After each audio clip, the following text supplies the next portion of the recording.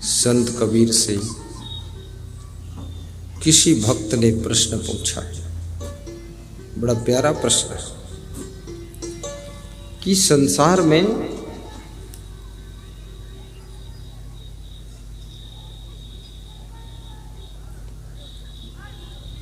मनुष्य बहुत दुखी क्यों रहता है।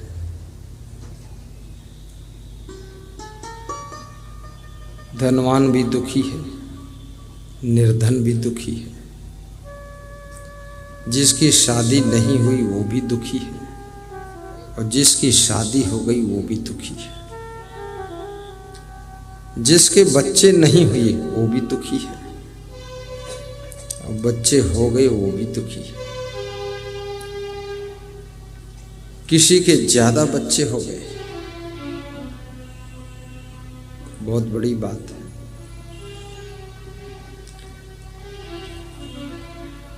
दुख क्यों है? कबीर साहब कहते हैं,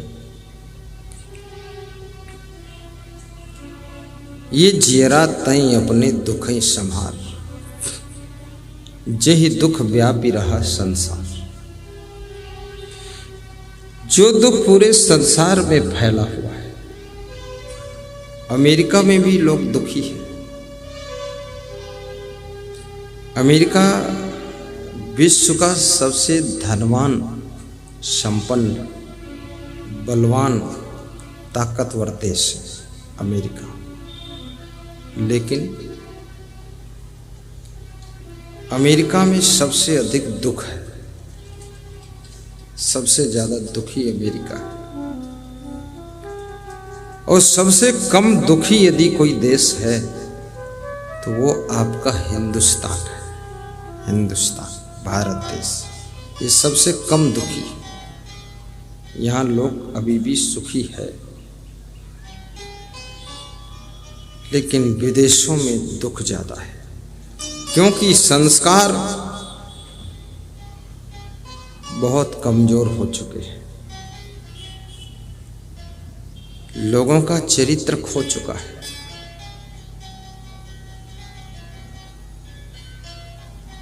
और लोगों का स्वभाव बिगड़ गया है। माता पिता का सम्मान भी खत्म हो गया है। माता पिता का सम्मान, जो माता पिता और सास ससुर का सम्मान भारत देश में है, भाई भाई में जो लगाव भाव प्रेम भारत देश में, ये विदेशों में ऐसा नहीं है। विदेशों में ये प्रेम नहीं। इसलिए सबसे श्रेष्ठ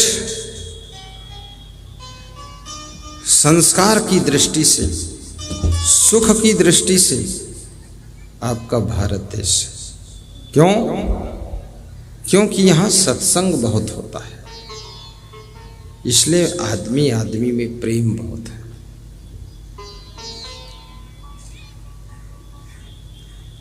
इस बिहार की धरती पर कबीर के अनुयायियों ने भी बहुत सत्संग किया है, प्रचार प्रसार, और संत मत के अनुयायियों ने भी चप्पे चप्पे प्रचार किया है। संत मेहीदास महाराज का नाम लगभग आधे बिहार में तो सब जानते हैं, संत मेहीदास। और संत मत का मेन सेंटर कुप्पा घाट है, बिहार, भागलपुर में कुप्पा घाट।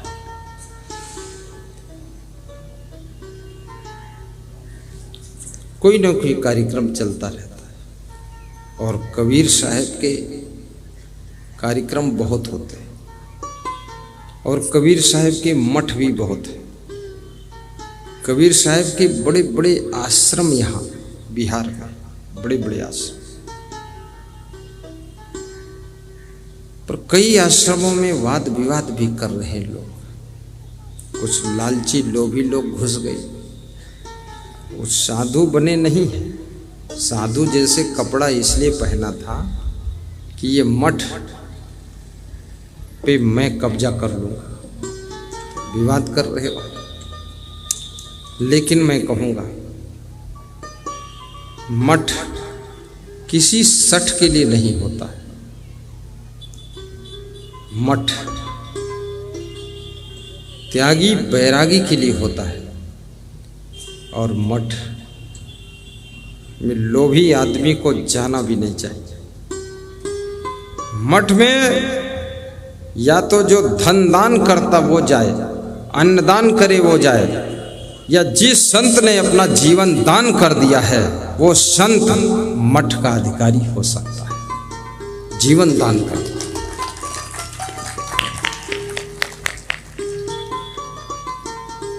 और उस मठ के माध्यम से जन जन तक, प्रदेश में, देश में, विदेश में ज्ञान का प्रचार प्रसार होना चाहिए।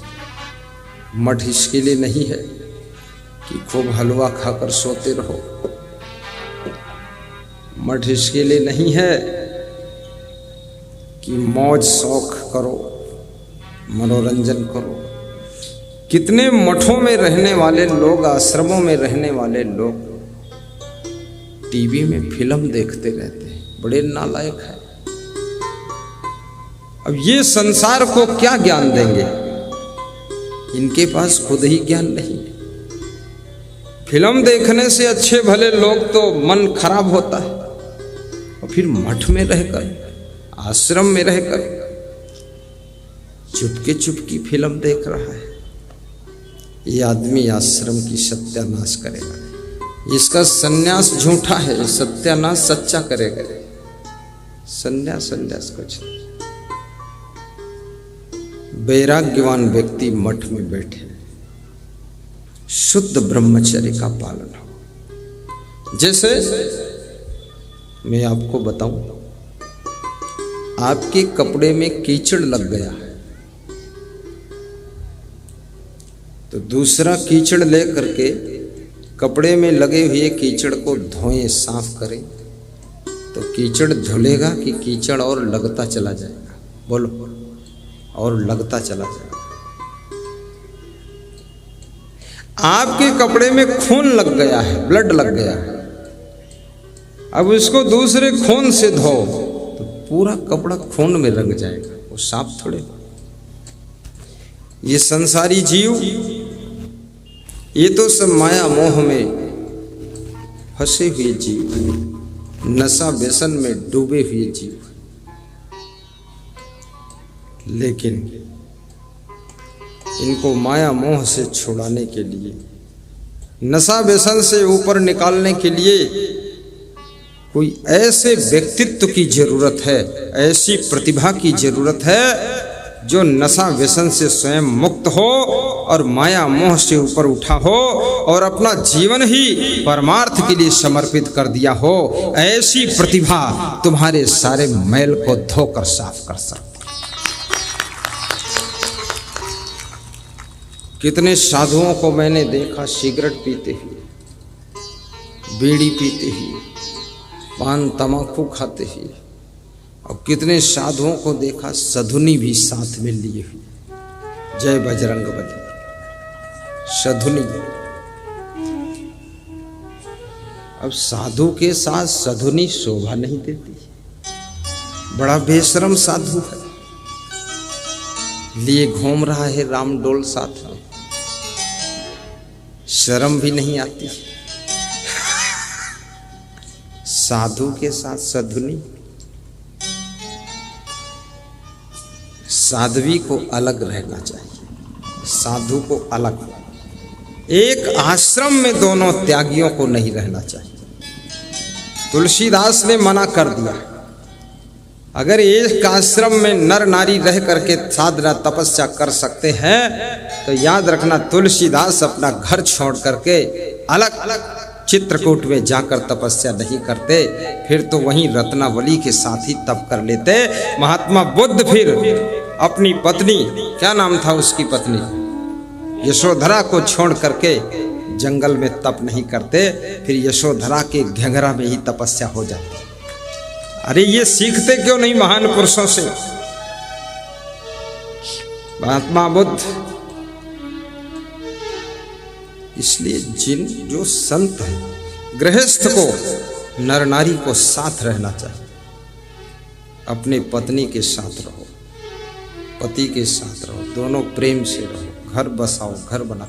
लेकिन जो संत हो गए उसको तो बस पूरे संसार की नारियों में संत को देवी का दर्शन करना चाहिए और पुरुषों में देवता का दर्शन करना चाहिए और बच्चों में कृष्ण गोपाल का दर्शन करना चाहिए और संसार को स्वर्ग बनाना चाहिए। ये संत का काम। साधु को कोई नशा भी नहीं करना चाहिए। पान खाना, तमाकू खाना साधु का काम नहीं, ये हम लोगों का काम नहीं। हाँ, तुम लोग कभी कभी खा लोगे तो कोई बात नहीं, लेकिन तुम भी ना खाओ तो अच्छा है। पर कभी कभी संसारी लोग खा लेते, थोड़ा तमाकू मुंह में डाल लेते हैं, सूंघ लेते हैं, थोड़ा नशा चढ़ जाता है, अच्छा लगता है उनको। लेकिन वो भी मत खाओ आप।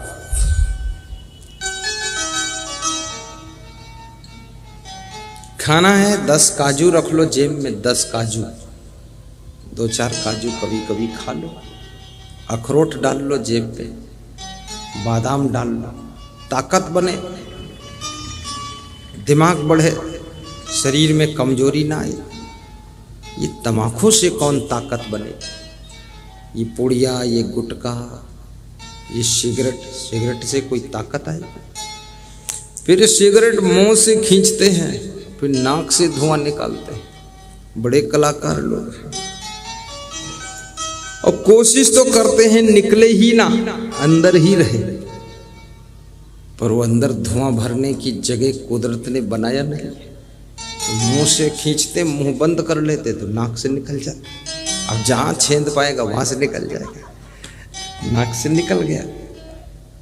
और धीरे धीरे लोग निकालते हैं ताकि थोड़ा धुआं खोपड़ी दिमाग में चढ़ जाए, हल्का हल्का नशा बना रहे।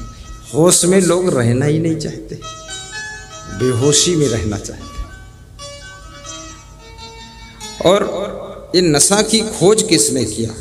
आदमी ही नहीं तो खोजा है। छोटे छोटे नशा है, बड़े बड़े नशा है। स्मैक है, हीरोइन है। हीरोइन ये नहीं जो डांस करती, हीरोइन एक नशा भी है। थोड़ा सा खा लो बस, पड़े रहो 24 घंटे, बिल्कुल इंद्रलोक पहुंच गए। चाहे कोई लात मारे तो लगता फूल मारा।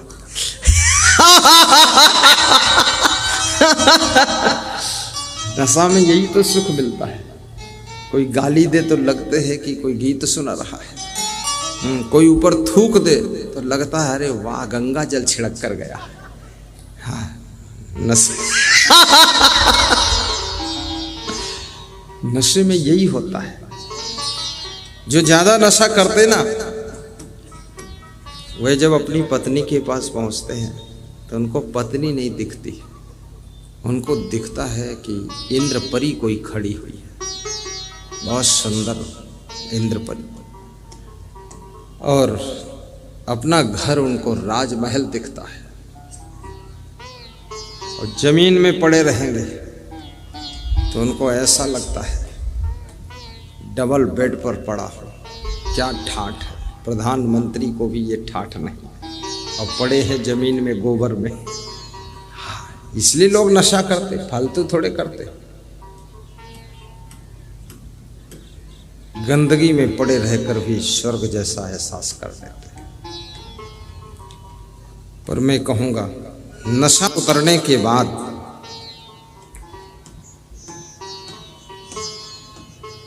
आपकी शक्ल, आपकी अकल और आपकी जिंदगी की रौनक समाप्त हो जाती है।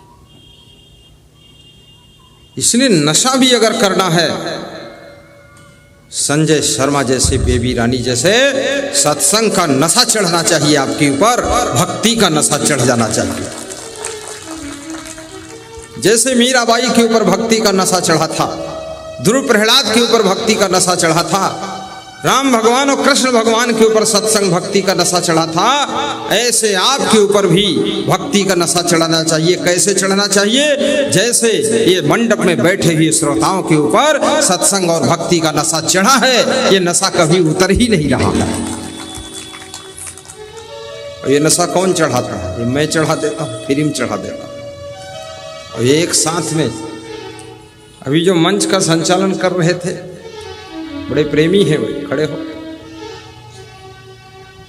बता रहे थे, गुरुदेव की वाणी ने ऐसा कायल कर दिया है, कायल कर दिया। बता, चलो अच्छा हुआ है, कहीं ये नहीं बता दिया कि घायल कर दिया है।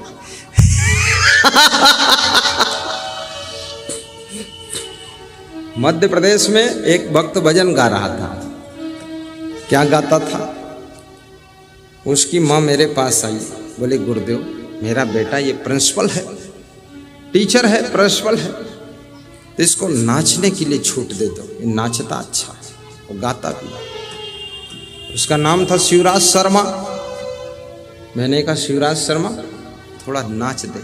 प्रिंसिपल था, तो ऐसे सिर पे हाथ धर के थोड़ा कमर टेढ़ी करके और नाचा और हल्का मुस्कराया और गाया, मुस्कान तेरी गुरुवर पागल कर जाती है, मुस्कान तेरी गुरुवर पागल कर जाती है, घायल कर जाती है, मुस्कान तेरी गुरुवर कायल कर जाती है, घायल कर जाती है। वो तो अच्छा गाता था, मैं उस तरह नहीं गा पाता। वास्तव में सत्संग की वाणी यदि आपको कायल कर दे तो फिर दुनिया तुमको घायल नहीं कर पाएगी। जो सत्संग के लिए कायल है, जैसे अभी गंभरिया से पधारे हमारे भक्त श्री, खड़े हो जाओ, पांचों आदमी, तुम्हें न जाने कितनी बार खड़े होना पड़ेगा। उधर क्यों बैठे? ये आदमी देखो कायल कर गई वाणी। प्रोग्राम भी लिया है, कराने जा रहे हैं, 2023 में फिर कराएंगे, कायल हो गए। अब ये गुरु जी की वाणी के कायल हैं, तब इनको दुनिया कभी घायल नहीं कर पाएगी, ये हमेशा सुखी रहेंगे। बैठिए, इनकी जिंदगी का मॉडल रॉयल मॉडल रहेगा, रॉयल। साहब बंदगी साहब, कबीर साहब कहते हैं, हे जीव तू दुख को सुख में बदलने की कला जानता है, सुख को दुख में चेंज करने की कला भी तुझको आती है। हे जीव तू नरक को स्वर्ग में बदल सकता है और स्वर्ग को नरक बना सकता है। तू गरीबी को मिटाकर अमीरी ला सकता है और अमीरी को हटाकर तू गरीबी में जी सकता है।